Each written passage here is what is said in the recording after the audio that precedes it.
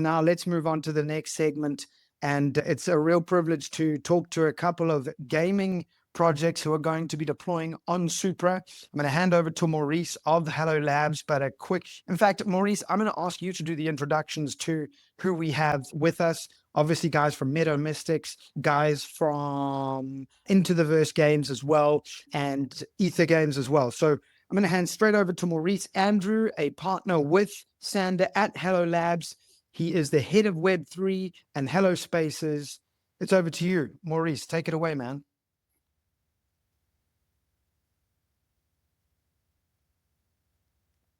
All right, Maurice has requested. Let's see if, there we go. It's connecting. We will wait for that connection to go through. And Maurice, you should be able to take the floor.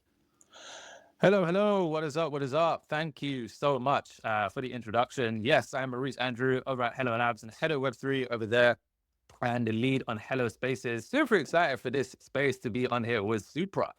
Wow, what a play on words, right? Yeah, we got some legends that are going to be coming up. We got Aether Games, we got Pixarty, and we have Into the Verse as well that's going to be joining us. Super excited to dive into this. What a great first segment as well. We have a CEO, Sana. We had some legendary questions and answers as well. That I found out so much more about Supra from the journey that you guys have been on. And yeah, you guys have got an amazing, legendary team as well. You guys have been killing it in that first segment, but super excited to be diving into the second segment, defining the next generation of games. So this is where we're going to be showcasing the games, building on Supra.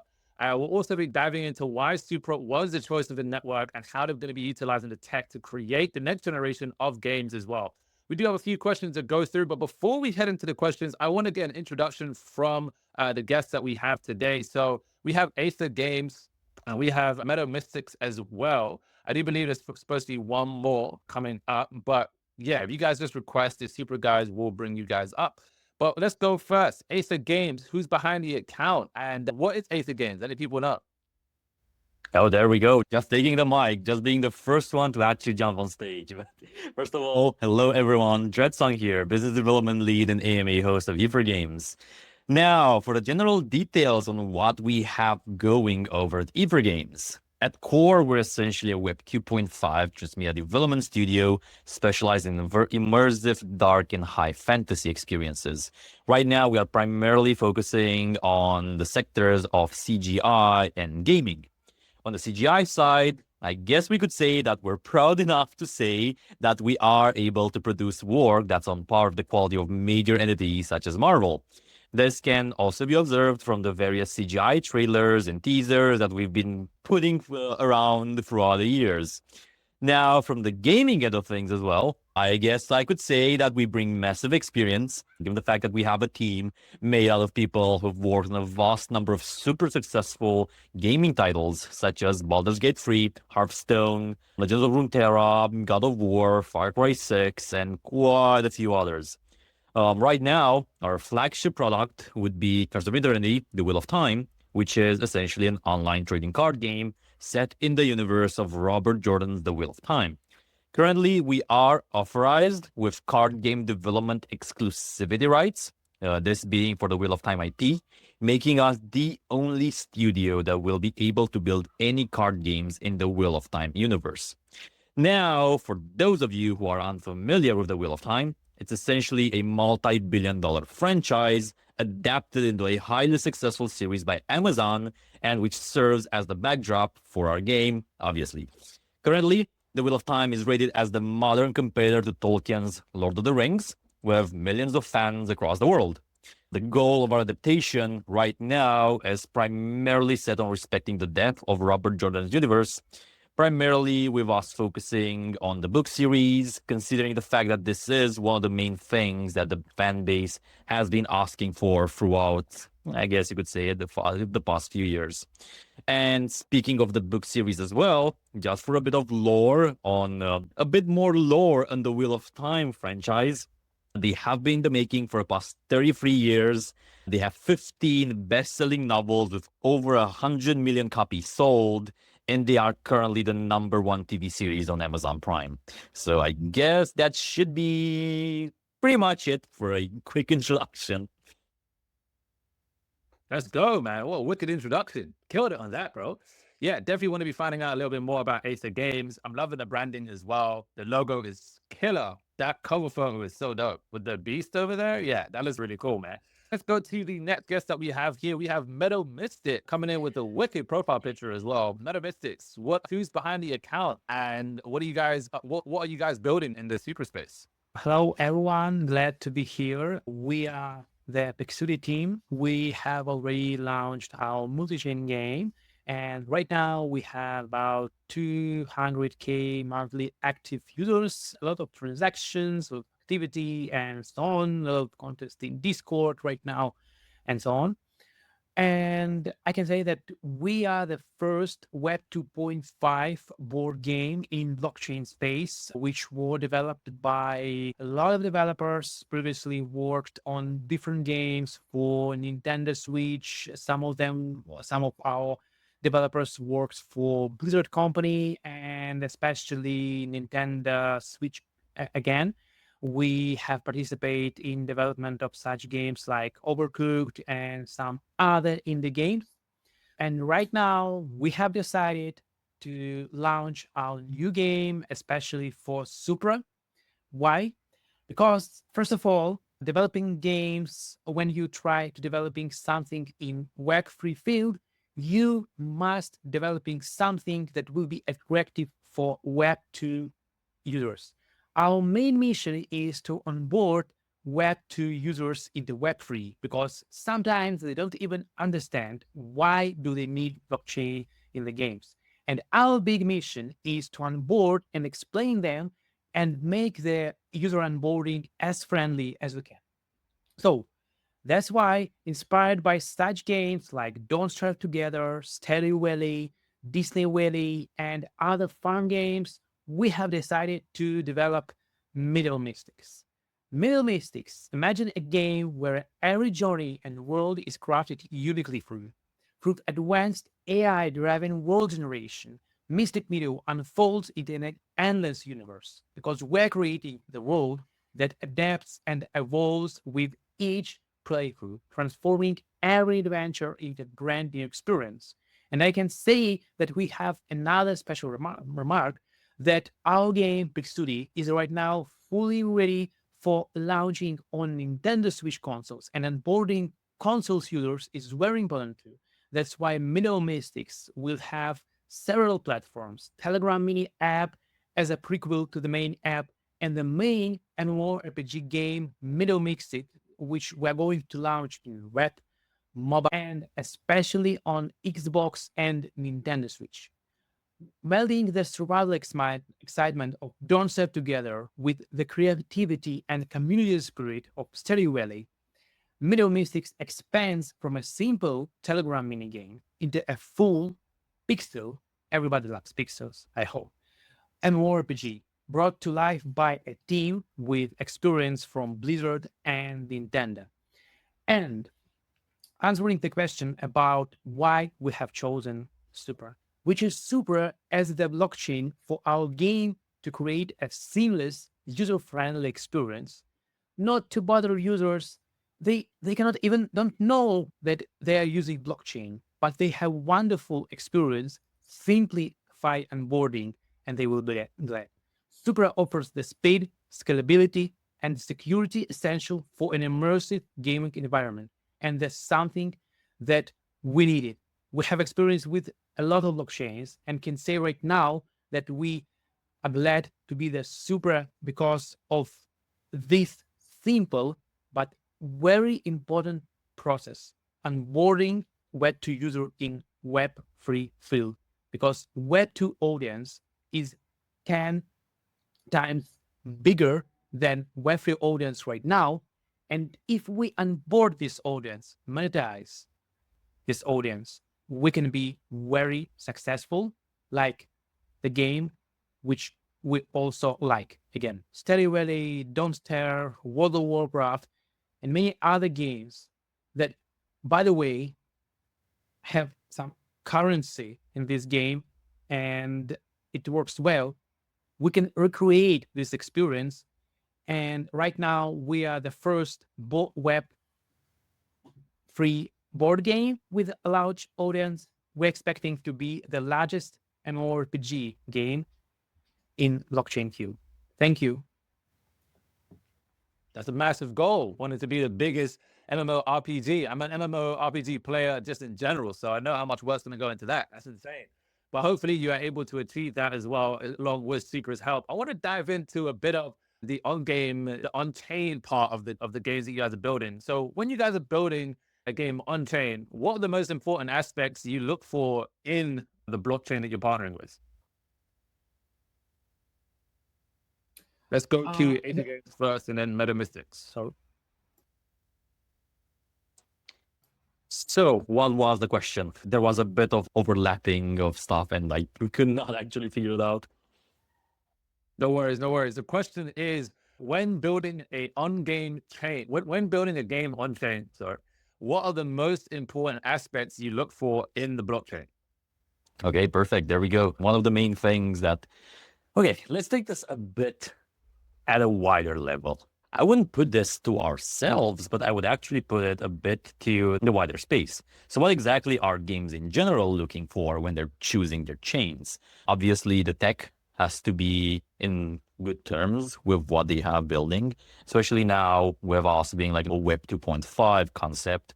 We're very heavily looking for stuff that's allowing us to properly allow our mechanisms to function properly. And yeah, the guys already went over it a bit earlier, so I'm not going to echo their quotes on that. But yeah, this would be the main thing. Tech is always super important for obvious reasons, and Supra is very impressive from a tech perspective compared to some of their competitors, especially given the fact that they are an emerging chain right now. Besides that, other things that are super important when it comes down to the selection of a chain are things like support they can offer from a community standpoint, support they can offer as a whole from their own network perspective. And it really just comes down to, why would I choose a specific place over different competitors? And obviously always comes down to, how I just mentioned as well, how engaged will they actually be with us? And I feel like this is one of the missing links that quite a few chains, especially as they grow bigger and bigger, have been contributing towards, is that they usually have so many things going for them that they lose contact with whoever they have building on the chain.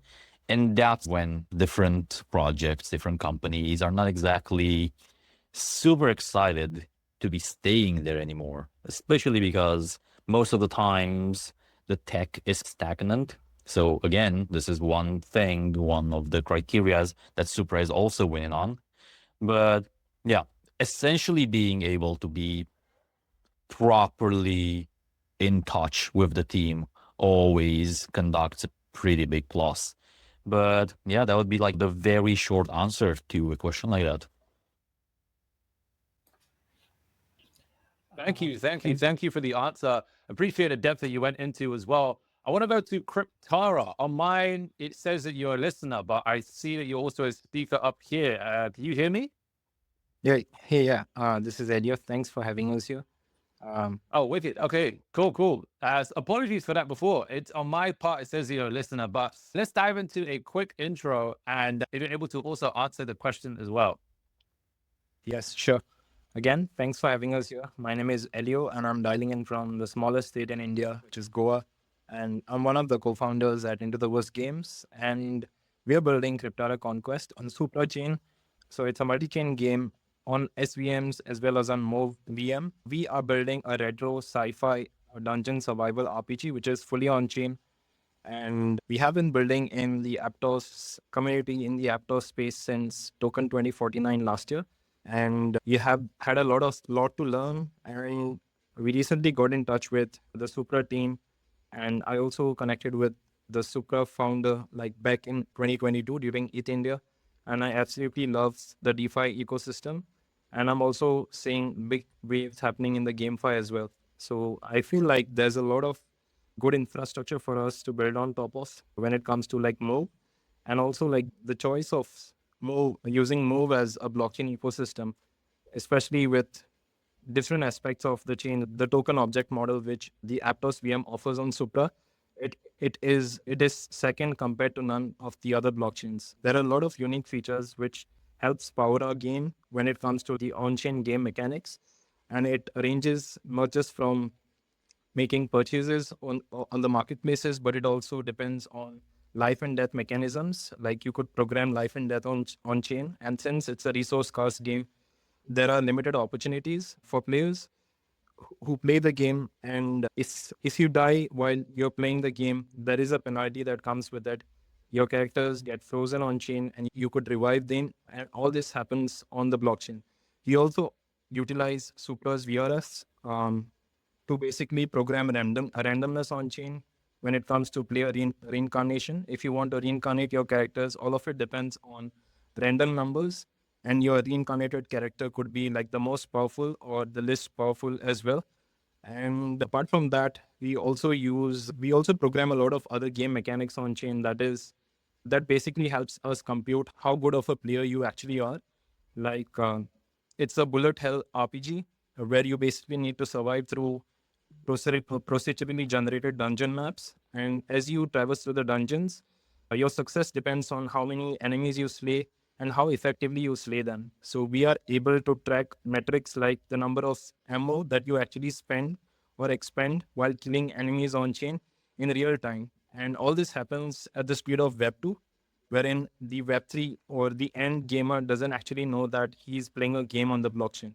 So we've recently had a launch. We are working on the Supra integrations right now, and we've recently had a launch on an SVM-based chain, and we have been able to clock about 25,000 on-chain transactions. And when I talk about on-chain transactions, these are finalized transactions in a span of 4 days. And this was with the launch of our private alpha. And just today, we have launched a private beta with all of the feedback that we've got during the last 4 days. So it has been like a great journey, and I'm looking forward to a launch on Super.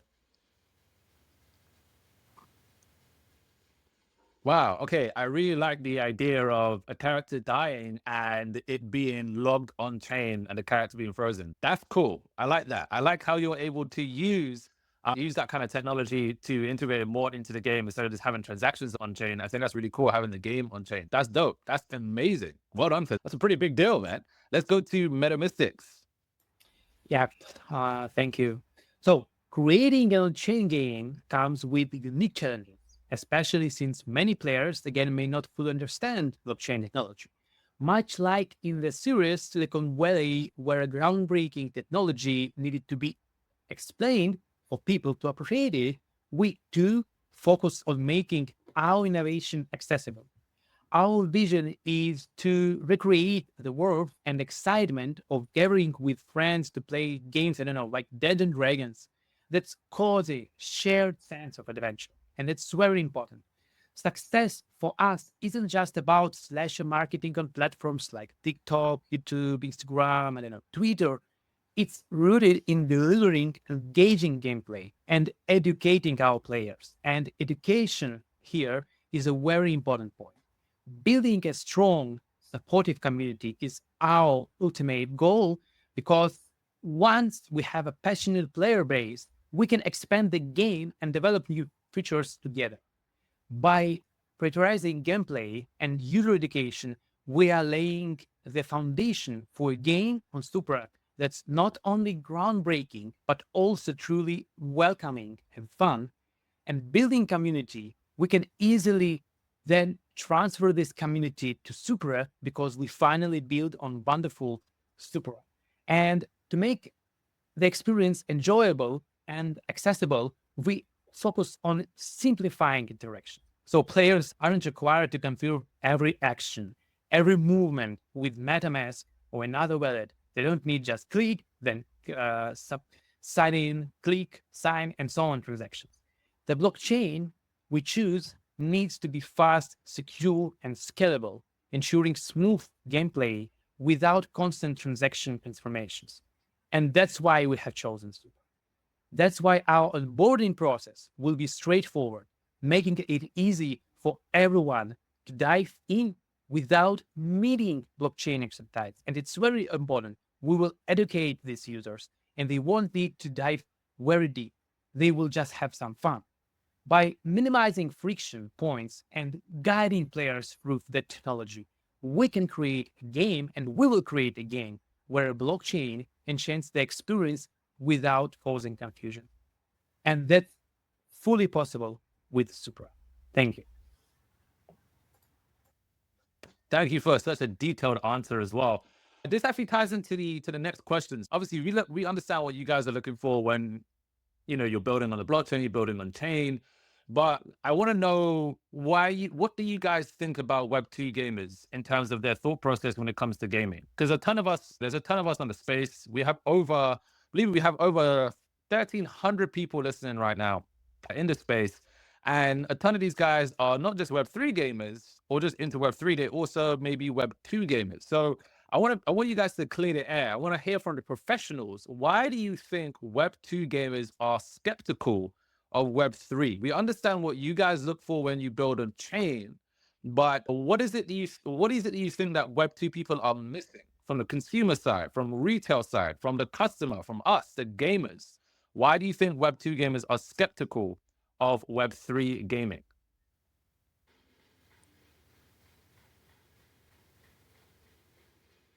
Let's head over to Aether Games, and then we'll go to Meadow Mystics. This is a subject that's been getting covered for a bit of a while now in the space, and doesn't really change much, unfortunately. But I think it really just comes down to the fact that the crypto industry as a whole has been seen with major skepticism because of primarily how the industry has a tendency to move. Mostly when people hear about crypto-related incidents, it's almost always because they've heard of the newest crypto scam, or they've heard of the newest celebrity that's extorted God knows how much money, the crypto space through God knows what, social engineering and scams and God knows what else. And obviously, when this is the general premise that Web3 is seen on by anyone who's Web2 native, when they hear Web3 gaming and blockchain-enabled gaming and everything like that, they're like, okay, wow, that has to be like gaming, but with scams. Amazing. So that's when it gets problematic. And throughout these past years, we've also been constantly fighting with the fact that not only does the wider crypto market image bring major skepticism, but also the way that Web3 games have built themselves throughout essentially 2021 specifically, that have brought shade towards anyone else that's building in this niche, if we may call it that. And yeah, it's essentially been an uphill battle for anyone that's building something serious, because whenever people hear about Web3 games and everything like that, the attention from the Web2 market primarily goes towards the failures, and not exactly the failures per se, more exactly towards the very low effort products that come into the Web3 gaming market. A lot of heavily funded products that are just not even slightly competitive compared to other Web2 native products that have raised much less or equal funding. And it's just a continuous wave of disappointment and people just feeling cheated and people just continuously seeing all of these different products and different companies launching games that make no sense, essentially. And people just continuously see this as, oh yeah, this is another crypto game, so it has to be bad. And then they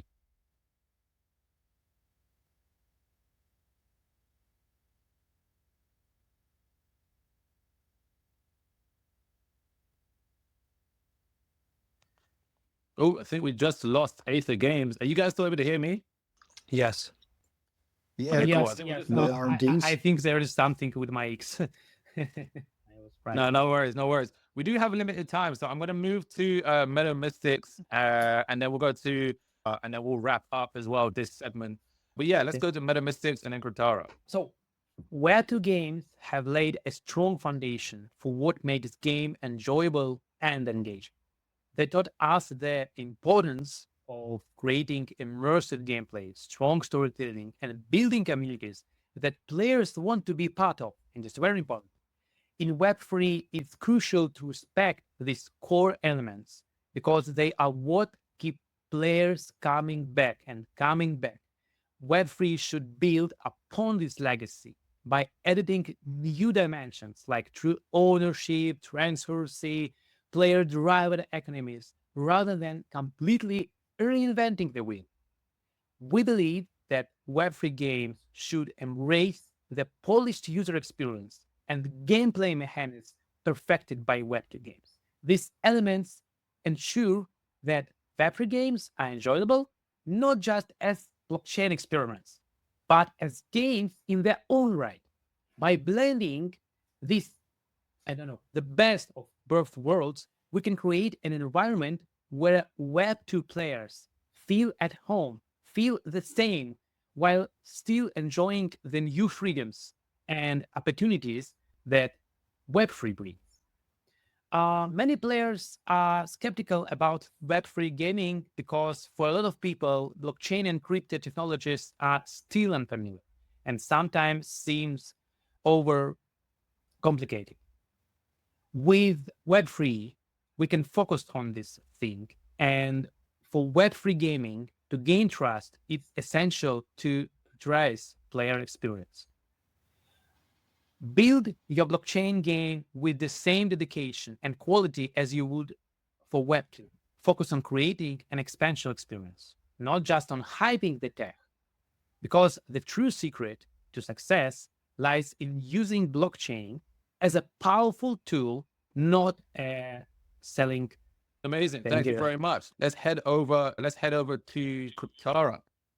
Yeah, I completely second to what the speaker from Meadow Mystics said, but I would also like to add that the Web3 space is indeed driven by a lot of speculation, but we at Into the Verse and we at Cryptara Conquest, we believe that the games actually have a big role to onboard people into the Web3 space because gaming psychology is something that comes to us naturally and we don't need people to teach us how to play games. So some of the problems that we've figured out with games like building over the past 3 years, we've been building a couple of titles across different chains, ranging from RPGs to battle royals to open world exploration games, is that there's a lot of fragmentation when it comes to like Web3 UX. One place you have like the gaming application, and on the other hand, you have the marketplaces, and on the other hand, you have like Discord communities. And the chances of getting scammed increases. Wherein like in Web2 games, you have all of that inside a very consolidated space wherein people don't have to make use of like wallets or transfer assets from like their custodial or non-custodial wallet to their game wallet in order to play the game. And in Web2, like with the previous model, there has been a lot of barrier to entry, especially because of the price of assets to get into the game. But we are trying to solve that problem using a free-to-play approach wherein you're free to venture into the dungeons as a dungeon dweller, and then you collect the resources, and with those resources, you slowly level up, and then you enter the tier wherein you actually make purchases on chain. When the rush of adrenaline drives in, or the rush of gaming inside you drives in, that basically motivates you to contribute back to the platform. And we also think that there has to be a lot of efforts done in simplifying UX when it comes to Web3 games, wherein you don't need to ask players, hey, collect this, connect to this wallet, or have these number of tokens in your wallet to play the game. Instead, it should be like the wallet is actually linked to one of your authentication systems. It could be your email, or it could be your Twitch ID, or your own Twitter account. And you make a passport, you create that passport on chain, and you continue to play the game, and you enjoy the experience while getting rewarded from the game as well, without actually feeling that you are making transactions on chain or dealing something that involves transactions over a blockchain. I think like the Web2 and the Web3 ecosystem is like closely knitted, and problems like the fragmentation of UX and a lot of speculation which could be driven away from like Web3 games, I think that's the time that Web3 games would be like really embraced by all gamers and by all end users. Thank you very much for that amazing answer. We had an amazing segment too here, defining the next generation of games. If you have not already, make sure to go and follow the speakers, and not only the speakers that we've just had, but also Supra. They're absolutely killing it in this space.